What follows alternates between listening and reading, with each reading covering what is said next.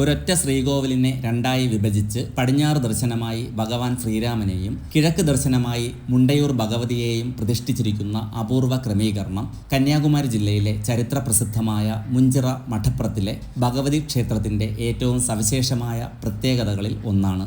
ഈ ക്ഷേത്രക്കെട്ടിനുള്ളിൽ 40-ലധികം സമാധി പീഠങ്ങൾ കാണാൻ കഴിയും. മഠത്തിൻ്റെ ആത്മീയ പാരമ്പര്യത്തിൻ്റെയും സ്വാമിമാരുടെ സാന്നിധ്യത്തിൻ്റെയും നിശബ്ദ സാക്ഷികളാണ് അവ. ക്ഷേത്ര തൂണുകളിൽ ഉടനീളം കൊത്തിവെച്ചിരിക്കുന്ന രാമായണ ദൃശ്യങ്ങൾ ഈ ക്ഷേത്രം ഒരു കാലത്ത് പ്രധാനമായും ശ്രീരാമ ആരാധനയുടെ കേന്ദ്രമായിരുന്നു എന്നതിൻ്റെ തെളിവുകളാണ്. എന്നാൽ ഇന്ന് ഈ ക്ഷേത്രം മുണ്ടയൂർ ഭഗവതി ക്ഷേത്രം എന്ന പേരിൽ കൂടുതൽ അറിയപ്പെടുന്നതിന് പിന്നിൽ ശ്രദ്ധേയമായ ഒരു ഐതിഹ്യമുണ്ട്. മഠത്തിലെ സ്വാമിയാർ തൃശ്ശൂരിലെ മുണ്ടയൂർ എന്ന അന്നത്തെ വനപ്രദേശത്തിലൂടെ സഞ്ചരിക്കുമ്പോൾ ഒരു വനദേവത അദ്ദേഹത്തെ അനുഗമിച്ചു എന്നാണ് വിശ്വാസം.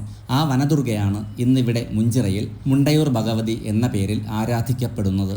അങ്ങനെ തൃശ്ശൂരിലെ മുണ്ടയൂരിൻ്റെ ഓർമ്മ ഇന്ന് ഈ ക്ഷേത്രനാമത്തിലും ദേവിയുടെ പേരിലും ഇവിടെ കന്യാകുമാരി ജില്ലയിൽ ജീവിച്ചിരിക്കുന്നു.